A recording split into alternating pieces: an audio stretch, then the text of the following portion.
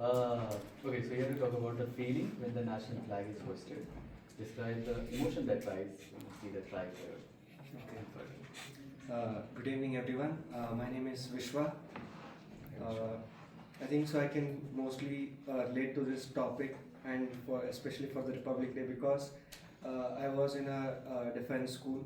So defense school, it's not like on Republic Day you feel that emotions. Every day you feel the same emotions because every day at 5:30 or 6 o'clock, I don't remember the exact timings. We used to have flag hosting. We had one administrative block which had one flagpole, and it was a duty of every house. It used to go in a cyclical order, where one week one particular house had to do this job, so, flag hosting and flag lowering. So, and it was the administrative block which was at the center of the school, and every time you passed near the flag, it was a mandatory rule that you had to salute in a proper way. You have to give a proper salute and proper respect. And if you are not in a proper uniform, still it had a different salute which you had to offer to the national flag. Uh, by that time, no, during that age, I think so, we were so young to realize why we are giving so much respect. Because once, if you go back and you start understanding, people gave their lives for this flag, to host this flag, to just hold this flag in the battlefield, because that was their own identity. When you come out of your own home, your own state, your own country, when you are representing your country, your flag matters a lot. Because you cannot say I'm Vishwa, I'm from Karnataka. People don't know where is Karnataka. And some people, they don't even know where exactly is India. So if you show a flag, they might have seen.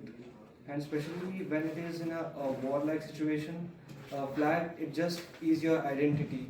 It can save your life or it can get your life to a full stop.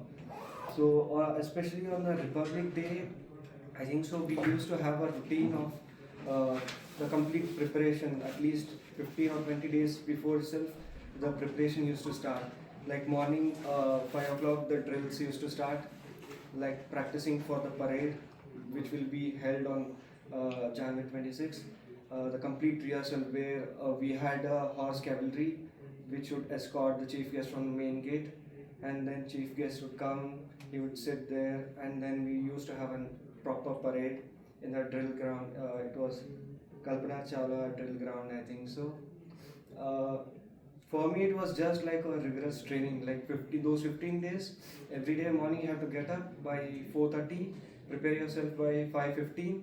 Uh, uh, he was saying actually the army timings, they are very much strict. Even 1 minute, you're after that, like 5:15, 5:15 only. There is no 5:16. 5:16 is only for those people who cannot follow this all timings, and they'll have a separate routine for the whole day.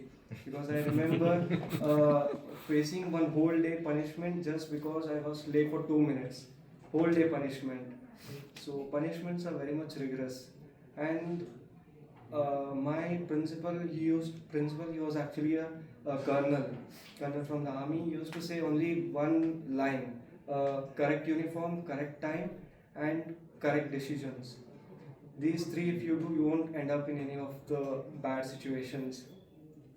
And Republic Day, it would be so uncomfortable because you're standing there in the parade ground from 4 o'clock. On January 26th, 4 o'clock, we must be present in parade ground because they'll come and do all the checks of uniform. We would have the complete ceremonial dress, the kamarban, whatever you see on TV, the same uniform, shoes, they would check, and shoes we used to have different techniques how to have the proper polish. uh, it was so hectic but still memorable ones. And January, during January month, it used to be so much cold because it was in Coorg, bone chilling cold.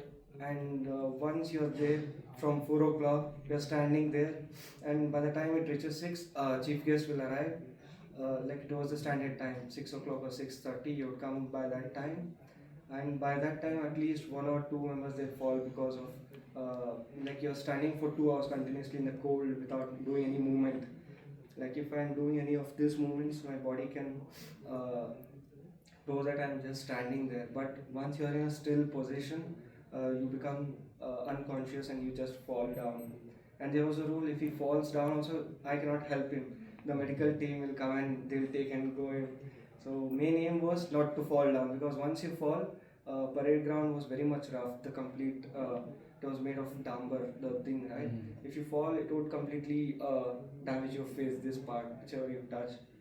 And then chief guest, he would have prepared one big speech. He would give that speech, flag hosting. Once you see that flag is being hosted and sunrise is happening, you have that ultimate feeling, yes, day was successful. And that was just a small part of it, but you have to remember the sacrifice, the blood which was paid for the flag, and the value the flag carries. I think so. Thank you.